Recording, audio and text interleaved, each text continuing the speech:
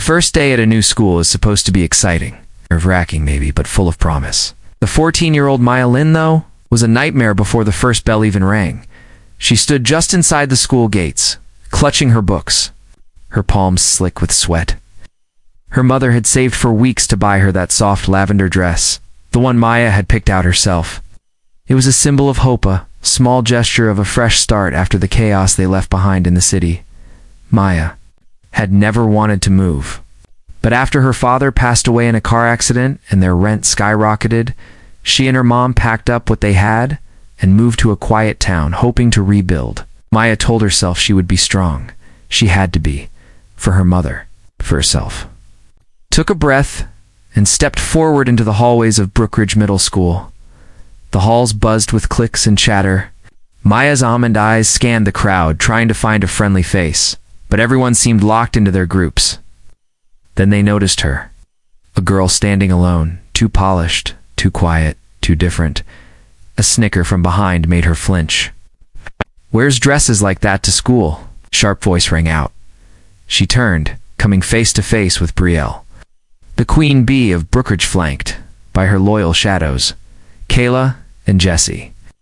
With cold smirks and designer backpacks, they were the type who ruled the school through fear and fake smiles.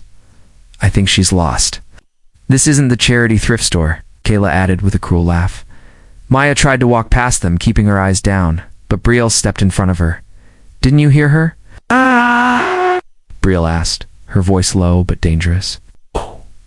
"Don't just ignore people here." Without warning, Brielle reached for Maya's sleeve. "Let's help her fit in," she said mockingly, before Maya could react.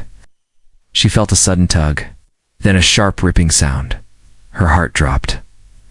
The sleeve of her beloved dress dangled loosely by a thread. She froze, eyes wide with shock, as students nearby started to laugh or whisper, some pulling out their phones. Tears burned in Maya's eyes, but she refused to let them fall. Not here, not in front of them. She turned and ran. Maya didn't stop running until she was behind the gym, out of sight. Her hands shook as she clutched the torn fabric. She felt humiliated, broken. She thought she was done with this. She'd been bullied before in the city. She thought a new place meant a new beginning. Her mom's words from the night before echoed in her mind. "You have fire in you, Maya. You come from warriors. You don't let anyone dim your light."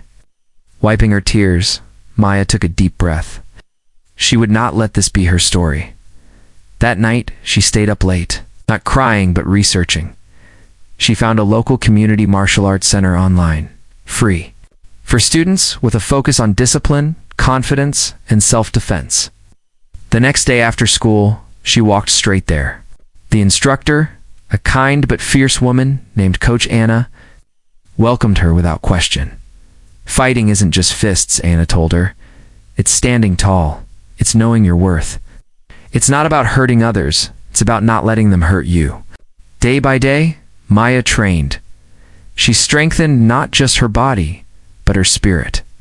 She practiced after school, before school, even in the early mornings. The bruises she got on her arms faded faster than the sting of those girls' words. But what grew stronger was her courage. 2 months passed. Maya walked into school with her head held high, wearing simple jeans and a hoodie, but with the poise of someone who knew exactly who she was. Brielle noticed. Well, look who decided to join us again," she sneered in the cafeteria, approaching Maya's table. "Thought we scared you off?"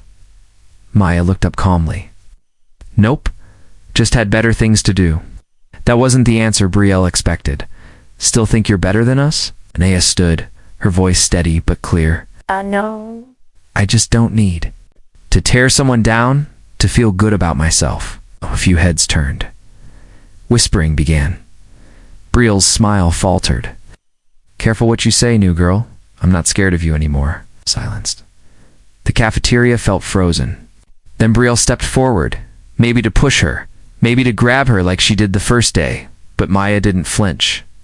She stood firm, feet grounded like Anna had taught her. Just that pause, just that confidence was enough, because confidence is contagious. A voice from a nearby table spoke up. "Leave her alone, Brielle." Then another. Yeah, this isn't cool anymore. The tide shifted. Brielle looked around, realizing the crowd wasn't laughing this time. They were watching, judging, and not on her side. She scoffed and stormed off, Kayla and Jesse trailing behind, less certain than before. Maya sat down, her heart pounding. But she smiled. Word spread. People started to see Maya differently, not just as the girl who stood up to Brielle, but as someone strong.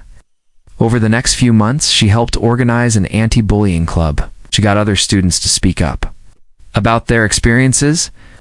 She used her voice to lift others and taught a few self-defense workshops at the community center for younger girls who had once felt helpless like she did. But the best moment? One day after practice, she came home to find a package on her bed.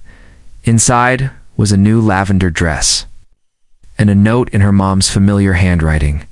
For the warrior you've become, wear it with pride. And she did. Maya walked through the school halls again, wearing her favorite color not as armor, but as a symbol of victory. The fight wasn't just about fists. It was about dignity, voice, and power.